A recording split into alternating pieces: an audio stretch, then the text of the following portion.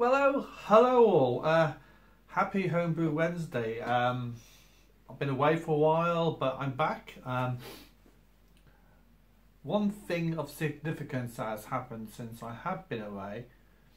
Well, lots of significant things have happened, but anyway, what has happened is I have got over 100 subs, which is quite excellent, really.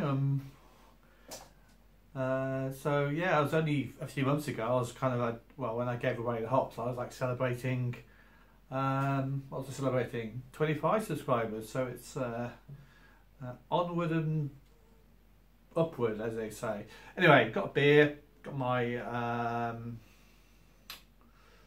it's my I think it's Top Dog Stout. Let's have a quick taste. Okay, so it's got a bit of body there, a bit of a creamy, velvety flavour. Bitter is just about right.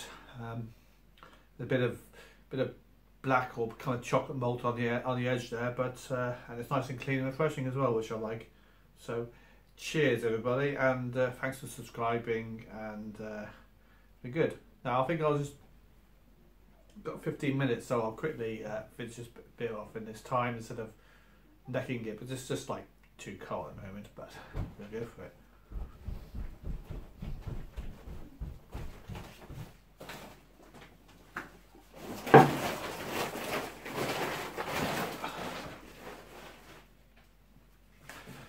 So let's talk about what's in the fridge to keep a bit of a kind of an update in that respect. Obviously I've got that Top Dog Stout there. I think I've almost finished off my my darkish ale, which I had in the summer. I've sent a few samples out of that. I've got my SJ Pour entry, which is almost finished. I wasn't 100% entirely happy about that, but it's actually turned out to be quite just about an average brew. I had some quite good feedback on SJ Pour for it. I don't think I'm going to go through to any finals on it. But lesson learned, I think, don't rush any beer you stick in the competitions. I think I had my National Homebrew Competition beer, and I think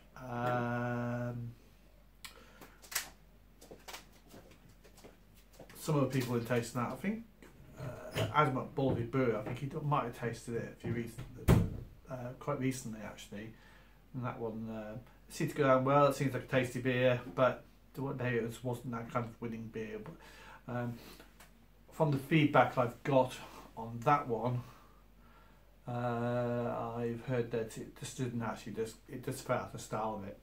So that's it. Another bit of good news, my Grainfather Connect came. Here's just the instruction manual. I've got it connected onto my unit now. I've got an unpacking video which I'll kind of tag along here somewhere. I'll be unpacking it, but there is one slight problem, and I think I've just emailed Grainfather at the moment, but they haven't actually finished developing the Android version. I have got a MacBook, but I haven't actually got any mobile apps or anything. I may actually have a iPad coming up in Christmas, but hopefully they'll have the app out by then. So it's a bit disappointing, really. So I was going to do a brew day this weekend, but it's not going to be quite the same with the app. The connectivity is not going to be there, as you would say. So I'm going to have to it'll be a kind of 100% hands-on programming the Grainfather by hand, which will be okay because I can't really do it with my phone, so I use my phone to record my videos with. So yeah, that's coming up this weekend. What I'm going to make is a Belgium IPA. I'm going to use things like Pearl, some of the noble German hops and things like that to make the IPA. I've got some specialist grains that I want to use. I've got some biscuit malt. I think I've got some special B. I'm going to do maybe 50% Marisotto, 50% Pilsner malt, because I've got some Pilsner malt as well. So that'll obviously give it the lightness. We're going to have the mixture of malts. And I'm going to whack a Belgium yeast in as well, which will hopefully give that, round off the actual Belgium-y kind of flavours and things. So yeah, that's coming this weekend. I'm going to make the beer. I'm going to make it with the new Grainfather Connect, and hopefully I'm going to use. I'll be using my grain bag again. Obviously, it seemed to work quite well last time. I've got a really nice clear beer with it, so I'll go from there and we'll see how that comes out.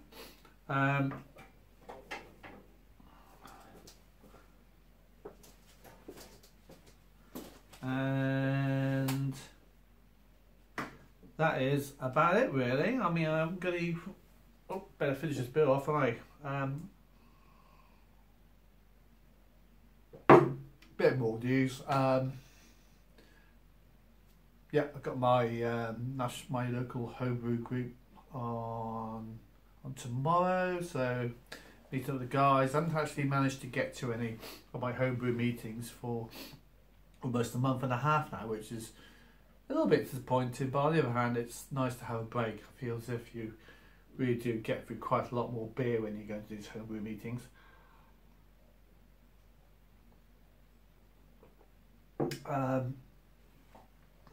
Yeah. No. And yes, so I think I'm going to be taking my IPA along, let the guys taste it, take a bit of the stout along, and that's about it, really. I think no more news coming up, and hopefully the grainfather people will eventually bring out this app, and I can actually give you a demo with all the Bluetooth stuff. But that's up and coming. Right, let's talk about this beer a bit more.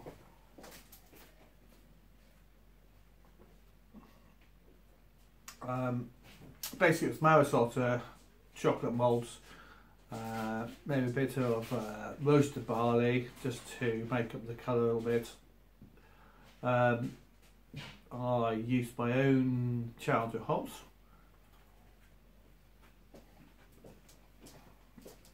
I think I've actually managed to hit the nail on the head in respect to bitterness. I'll have to take a note of that and remember that when I do more. I bought more beers with hops, and I'll send out some. Rusty Homebrew. I'll send you my quantities that I used. Yeah, it's. What else did I use now? I think I used SFL04. Fermented at 18 for a few days and ramped up a bit, and it's been sat in the keg now for about a week and a half. So obviously the flavours have matured a bit. Oh, hang on. What did I say? Oh yeah, I think chocolate malt, Marisotto, and also put some torrefied wheat in here as well. That's given the velvety flavour. I can taste the hops in the back end, because obviously I've used quite fresh hops in there, so I'm getting a very bit of a hoppy aftertaste there, which is quite nice. I think I may have actually tossed a few hops in the whirlpool at the end. I think that's actually adding to it a little bit. So you're quite good. Water treatment wise, I tried to ease back a bit on not putting too many acid things in there. So I think I may have actually ended up with something like 5.4, which is a bit higher, which is obviously beneficial to the multi flavours as opposed to the hobby flavours. But there we are. Okay guys, I'm going to figure out to finish this off, won't I?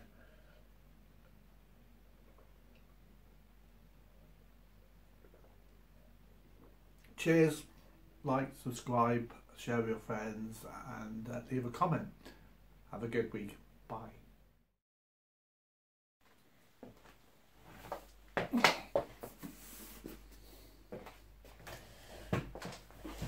So here it is. This is the UK version.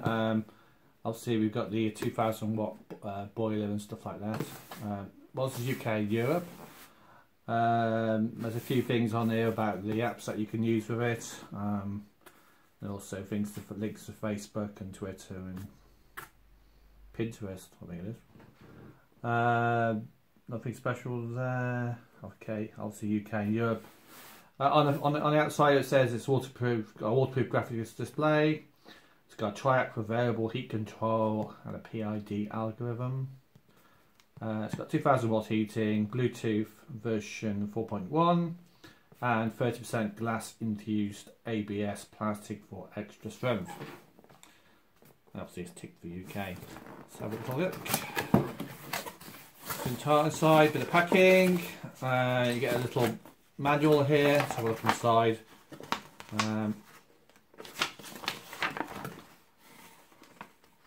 Just tells you what software to use, how to get it all connected. Tells you how to install it onto your device, onto your grainfather obviously. And it gives you some basic instructions how to use the unit in obviously kind of semi-manual mode. Lots of interesting things about the display. What else we got? And that's it. It's like anything electronic these days, you don't get a massive manual. Okay, inside we've got the actual unit itself. I don't know what else is in the bottom there. I assume it's just packaging. Let's have a look. Oh, yeah, there's some cables down the bottom there. Let's have a look at this first. So I've got lots of attachments here. I think there's the two versions of the grainfather, and you obviously have different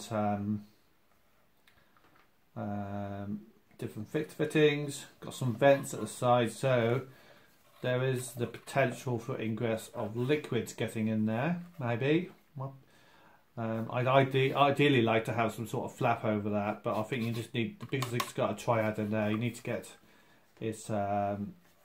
get a bit of air in there. One thing is helpful is that the vents actually face outwards, so any liquid hitting this is going to flow outwards, but it could get in there, so you have to be careful. On the bottom, you've got some decent connections. You've got obviously a male, and you've got a couple of female ones. One says pump on, one says heat, and obviously the new thermostat that you'll obviously have to pull out and plug in with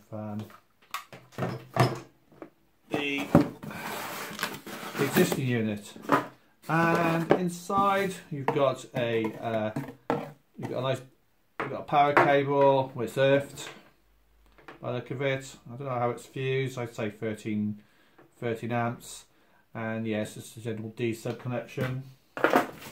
And last of all, some mounting screws. I'm assuming that yeah, there's only two mounting screws. These look as if they ever go in the top or the bottom set of holes, depending on what unit you've got. There we are. Got a bit of packing here. Buttons are obviously, they're just like flush with the thing, but obviously flexible. But gone is the flap. I never really had any major problems with the flap. I think know a lot of people bought them and they snapped off as soon as they had them. Yeah, so that's my unpacking.